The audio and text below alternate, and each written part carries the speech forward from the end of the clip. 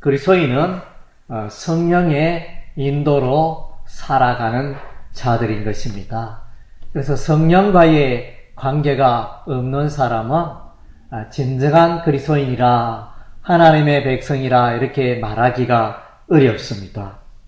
그래서 우리 성령님은 하나님의 성령께서는 우리를 눈동자같이 돌보시고 믿음의 식구들을 돌보시고 하나님의 교회를 인도하시는 것입니다. 그래서 하나님의 영, 성령에 대해서 이제 하나님의 영이라, 하나님의 신이라, 여호와의 신이라, 여호와의 영이라 이렇게 여러 가지 표현으로 구약에 등장하고 있는데, 맨 처음 성령이 등장하는 성경의 내용은 창세기 1장 2절 말씀이 되어집니다. 땅이 혼돈하고 공하며 흑암이 깊음 위에 있고 하나님의 신은 수면에 운행하시니라. 새로운 개역개정 성경에는 제가 방금 읽은 것은 개역 한글판 그것을 읽었는데, 옛날에 쓰던 성경에는 하나님의 신이라 번역되어 있는데 요즘 우리가 갖고 있는 개역개정판은 하나님의 영으로 이렇게 번역이 되어져 있습니다. 구약시대에는 성령이 없었느냐 이렇게 질문을 던질 수가 있는데, 구약시대에도 성령이 계셨습니다. 하나님의 성령이 당연하게 계시죠. 삼위일체 하나님이니까. 그래서 이제 구약의 성령님은 어떻게 역사하셨는가? 하나님의 특별한 때에 성령님이 나타나서 일을 행하십니다. 그래서 구약시대는 특별한 사람들에게 나타나서 하나님께서 말씀하십니다. 보면 창세기에 보면 이제 요셉이 등장합니다. 창세기 41장 38절에 보면 애굽의 바로가 요셉이 꿈을 해석하고 나니 이와 같이 하나님의 신이 충만한 자가 어디 있으랴 이러면서 요셉을 애굽의 총리로 세우게 되어집니다. 그리고 우리 하나님이 모세에게 하나님의 장막을 만들라 이렇게 말하시고 사람을 보내어 주시는데, 부살렐이라는 사람이 등장합니다. 유다 지파 부살렐이 등장하는데, 이 사람에게 하나님의 영이, 하나님의 신이 임하여 여러 가지 조각할 때 정교한 일들을 감당하게 하십니다. 그리고 민수기 27장에 보니까 이제 모세가 그의 후계자 여호수아를 세우고 여호수아를 위하여 안수기도할 때, 그래서 여호수아를 향하여 하나님이 말씀하시기를 지혜의 신이 충만하다. 그렇게 표현을 했습니다.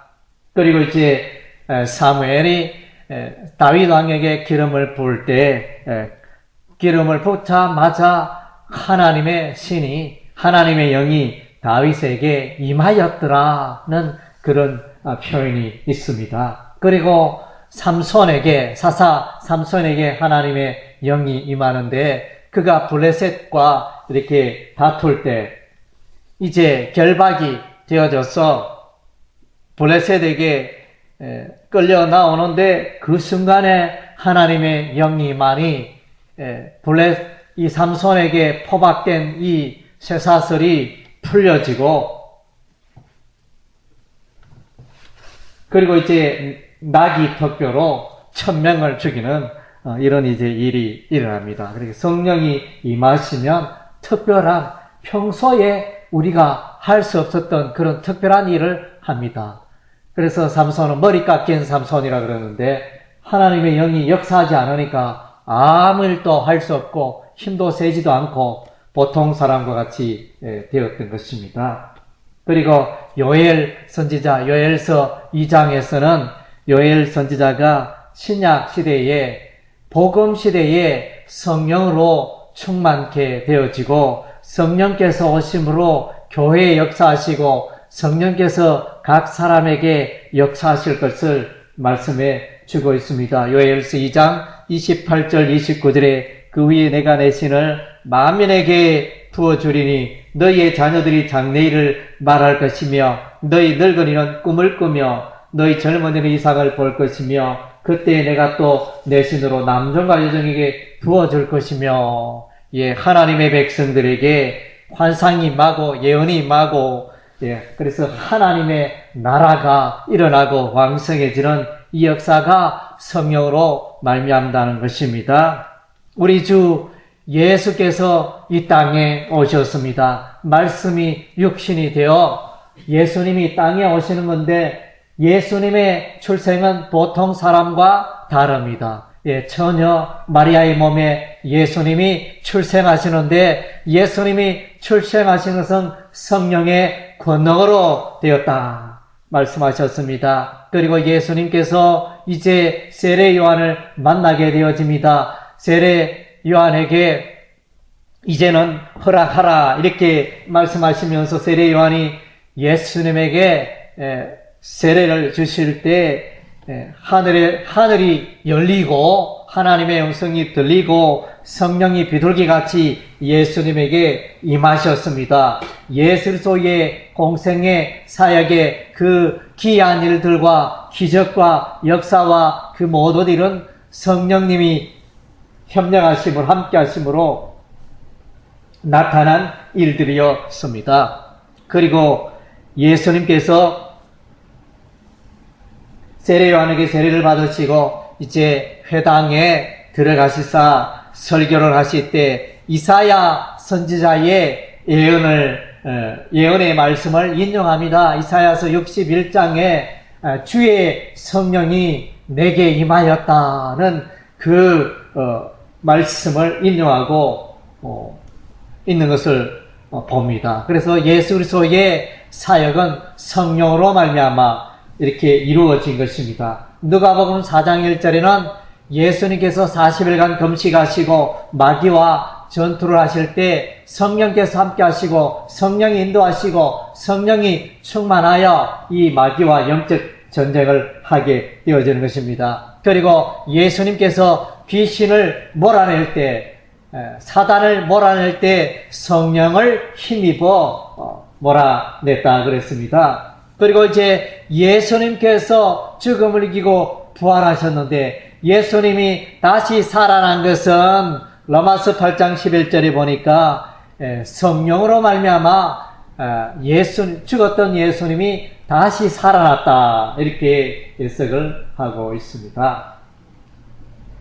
그리고 이제 이어서 성령께서는 초대 교회에 강하게 역사하십니다. 사도행전을 일컬어서 성령행전이라 이렇게 말하기도 하는데 성령님이 하신 일들이 많이 나타나고 기록이 되어져 있습니다. 그 가운데 우리가 대표적인 것들을 우리가 뽑아본다면 먼저는 이제 오늘 읽은 바 본문 사도행전 1장 8절 말씀 오직 성령이 너에게 임하시면 너희가 권능을 받고 예루살렘과 온 유대와 사마리아와 땅끝까지 이르러 내 증인이 되리라 하시니라. 그래서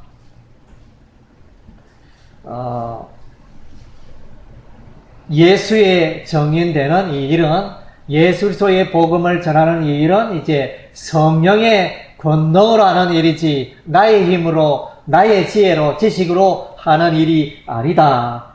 분명히 말씀해주고 있습니다. 그리고 마가의 다락방 성경에 다락방이 등장하는데 통상 이제 마가의 다락방으로 해석하는데 마가의 다락방에서 예수 그리스도의 제자들 120여 명의 제자들이 간절히 기도하고 있었을 때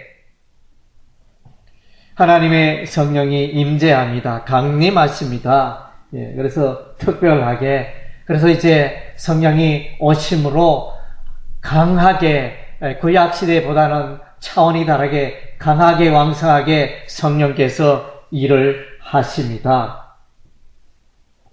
그래서 거기에 모였던 제자들이 성령으로 말미암아 권능을 입어 방언을 말하기 시작합니다. 이 방언은 외국어를 말합니다. 사도행전 2장에 나오는 이 방언은 중언부언하는 그런 방언이 아니라 외국어, 그때 당시에 여러 나라의 외국어로 통역이 되어서 이렇게 번역이 되어서 이렇게 사람들이 자기 나라의 말로 알아들을 수 있도록 영어권에는 영어로, 독일어권에는 독일어로 이렇게 각국의 언어로 들려주는 그런 성령의 특별한 은사가 임했던 것입니다. 그리고 사도행전 5장에는 아나니아와 삽비라가 성령을 속이다가 성령의 역사로 말미암아 다 그 부부가 죽임을 당하는 사건이 기록되어져 있습니다. 그래서 교회의 이런 성령의 일이십니다.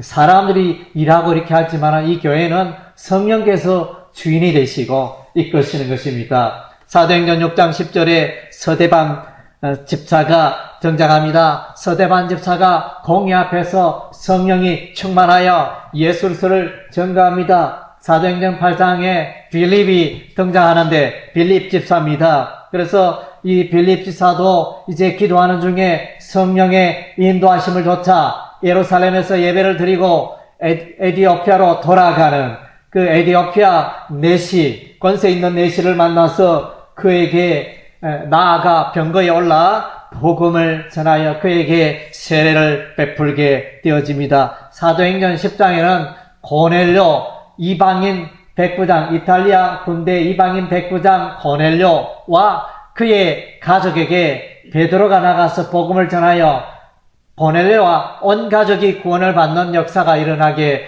되어지는데 이것은 다 성령께서 하셨습니다. 베드로가 요바에서 기도하고 있었을 때 하나님께서 보자기 그릇 같은 환상을 보이시고 성령께서 또 이제 곧 두 사람이 올 텐데 그 사람을 따라가라 성령께서 지시함으로 이루어진 일이 되어집니다. 그래서 그때 당시에는 유대인들에게만 복음을 전하고 유대인들만의 복음으로 그렇게 알고 있었는데 하나님의 마음은 유대인을 통하여 예수의 제자를 통하여 만방 족속에게 복음이 전거되기를 원하는 것이 바로 하나님 아버지의 마음이었습니다. 그래서 이제 베드로에게 그 마음을 깨뜨리시고 환상을 보여주셔서 이방 족속에게 복음을 전하도록 그렇게 하나님이 인도하신 것입니다. 그리고 사도행전 13장에는 이제 이방 선교사를 파송하게 되어집니다.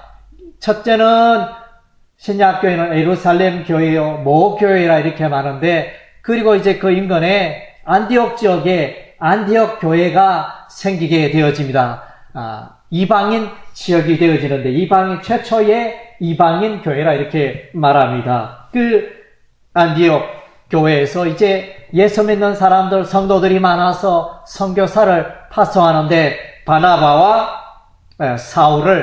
바울을 파송하게 되어집니다. 그래서 이 바나바, 이 바울을 통하여 아시아와 유럽으로 이렇게 복음이 편만하게 전거되어지는 역사가 일어나고 있습니다. 그리고 사도행전 16장에 보면 이제 바울이 유럽 전도 여행을 떠나게 되어지는데 이것도 성령께서 말씀하십니다. 바울아, 아시아에서만 복음 전하지 말고 이제 됐다. 거기는 그만하고 유럽으로 건너가라. 그래서 밤에 청년이 바울을 부르는 마게도냐에서 한 사람이 바울을 부르고 요청하는 건너와서 우리를 도우라. 이런 이제 환상을 보고 유럽에 건너가서 복음을 전하게 되어집니다. 그래서 사도행전에 성령께서 어떻게 일하시고 역사하셨나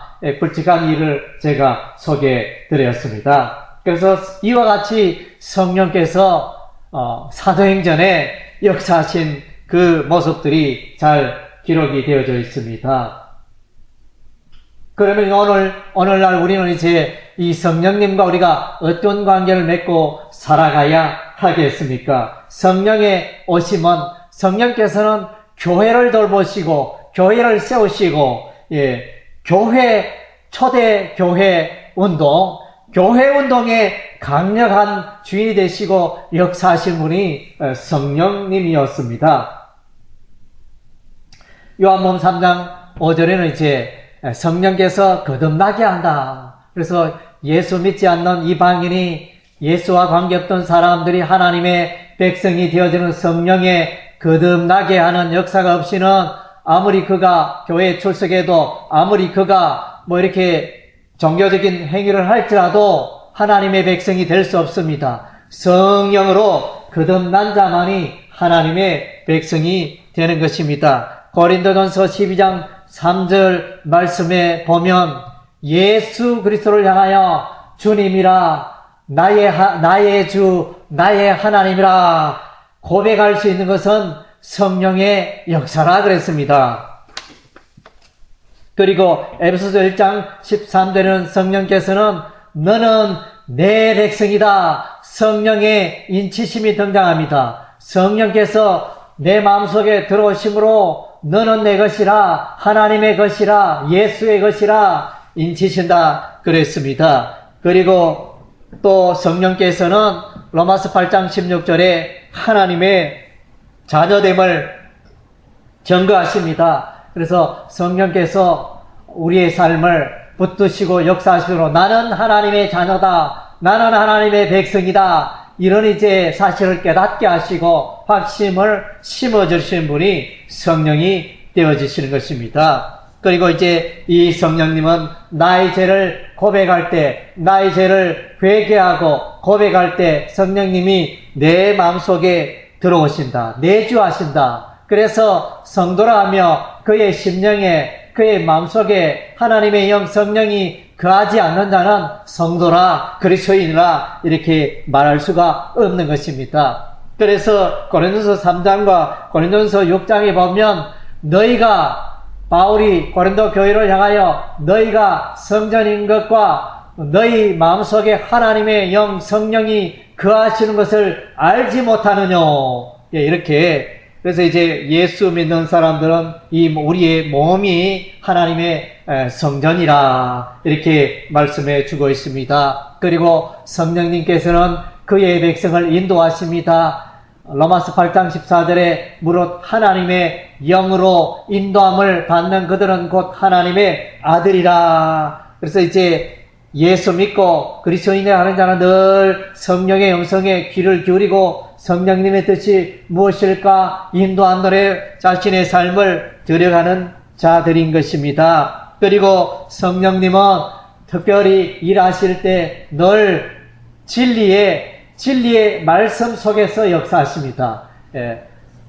그래서 성령님이 하시는 것은 이제 신구약 성경에 이 말씀을 드러내고 그 말씀 속에서 말씀을 깨닫게 하고 그 말씀 속에서 우리가 감동을 받게 하시고 또 가르치시고 그렇게 하여 우리의 삶이 진리 가운데 서게 하시고 진리의 말씀 붙들고 살아가도록 돕는 일을 하시는 분이 보혜사 진리의 성령님이 되어지시는 것입니다. 요한복음 15장 26절, 에베소서 6장 17절에는 성령의 근곳 하나님의 말씀을 가지라 그랬죠. 성령께서 사용하시는 도구가 바로 하나님의 말씀이다. 그리고 이제 성령님은 그래서 신구약 성경은 하나님의 사람들이 하나님의 계시를 받아 그렇게 기록하였는데 특별히 성령께서 계시하심으로 신구약 성경에 말씀이 기록이 된 것입니다. 이를 일컬어 특별 계시라 합니다. 특별한 계시. 자연의 세계를 통해서 알 수 있는 것, 자연 계시 혹은 일반 계시라 말하고 특별하게 역사하는. 그래서 신구약 성경의 이 말씀은 특별 계시라 이렇게 말하고 있습니다. 그리고 이제 성령님이 하시는 일은 늘 예수를 드러냅니다. 예수를 바라보게 하고 예수 길로 나아가게 하고 예수 그리스도의 교훈을 붙들게 하고 이 일을 성령님께서 늘 예수를 바라보게 하고 예수의 영광이 드러나게 하고 예수의 교훈이 드러나게 하고 그래서 예수와 관계없이 뭐 하는 그런 이제 성령이라 일컫는 그런 주장들은 이제 헛것이라 봐야 되겠습니다. 그래서 이제 늘 성령님의 하시는 일은 예수님을 드러내고 하나님의 말씀을 드러내고 그런 일을 하시는 것입니다. 그리고 성령님은 우리로 하여금 하나님의 은혜를 깨닫게 하십니다. 성령님이 역사하심으로 하나님의 말씀에 대한 분별력을 가지고 또 천국에 대한 소망을 갖게 되어지고 우리가 하나님의 백성으로 어떻게 살아야 할지 그것도 알게 되고 많은 그 은혜들을 발견하고 누리게 되어집니다. 그리고 이제 우리가 전도할 때 성령께서 함께 하시고 성령께서 도우십니다. 사도행전 1장 8절, 고린도전서 2장 4절, 바울은 내 전도하는 것은 나의 지혜와 나의 꾀로 하는 것이 아니고 오직 성령의 인도하심으로 한다. 성령의 지혜로 내가 전도를 한다. 이렇게 고백을 해주고 있습니다. 그리고 이제 성령님은 우리의 삶 가운데 열매를 주십니다. 갈라디아서 5장 22절에 사랑과 희락과 화평과 오래 참음과 자비와 양성과 충성과 온유와 절제에 이런 9가지 열매. 그러니까 인격의 변화가 일어납니다. 그래서 예수 믿는 사람들은 새로운 피조물이 고린도후서 5장 17절에 보라 이전 것은 지나갔으니 새 것이 되었도다. 새로운 피조물이 되었다. 그래서 예수 믿는 사람은 이 생각도 달라지고 삶의 방식도 달라지고 그래서 그 사람의 그릇됨이 인격이 이제 변화되어지는 것입니다. 그런 열매가 있게 되어지는 것입니다. 그리고 성령께서는 우리에게 성도들에게 하나님의 백성에게 은사를 주십니다. 그래서 하나님의 교회를 세우고 하나님의 나라를 확장하는 이런 일에 말씀의 은사도 주시고 또 봉사의 은사도 주시고 이게 병 고치는 은사도 주시고 다양한 것입니다. 다양한 은사가 나타나는데 고린도전서 12장에 나타나고 로마서 12장에 나타납니다. 그래서 우리가 오늘 이제 방금 성령님이 어떤 일을 하시는가, 성령님이 어떤 분인가 이렇게 쭉 돌아봤는데 참으로 성령께서는 엄청난 일을 하십니다. 그래서 이제 우리가 이러한 놀라운 성령님의 그 음성을 듣고 성령을 근심하게 해서는 안 되는 것입니다. 성령님이 우리의 삶 속에 너는 이렇게 살아라, 이렇게 가라, 이렇게 말하라, 살아가라 이렇게 하는데 그것을 자꾸 no 하고 자기 생각대로 살아가다 보면 이것은 이제 하나님 뜻과 점점 멀어지는 삶이 되고 축복을 놓치는 삶이 되어지는 것입니다. 에베소서 4장 30절에 성령을 근심하게 말라. 그리고 에베소 6장 18절 성령 안에서 기도하라. 우리가 이제 기도하면 또 성령이 역사하시고 또 성령께서 우리의 기도를 들어주시고 그래서 성령 안에서 성령의 인도하심 가운데 기도하라 말씀해주고 있습니다. 그리고 성령의 충만을 받으라. 성령의 충만을 받으라. 이 말은 물컵에 물이 가득하면 차고 넘치듯이 우리의 삶 속에 성령의 역사하심이 차고 넘치는 그것을 말합니다. 그러니까 성령의 나의 삶이 나의 말과 행실과 삶이 성령의 지배를 통치를 받는다는 것이 성령 충만의 의미가 되어집니다. 술 취하지 말고 성령 충만을 받으라. 그리고 이제 우리가 주의 일을 감당할 때는 성령을 의지하고 주의 일을 해야 하는 것입니다. 스가랴서 4장 6절 말씀에 그가 내게 일러가라사대 여호와께서 스룹바벨에게 하신 말씀이 이러하니 만군의 여호와께서 말씀하시되 이는 힘으로 되지 아니하며 능으로 되지 아니하고 오직 나의 신으로 되느니라. 그래서 이제 하나님의 일은 인간의 힘으로, 인간의 지혜로, 인간의 지식으로 되는 것이 아닙니다. 성령께서 이끄시고 역사하시고 그렇게 할 때만이 우리가 이제 하나님의 일을 잘 감당케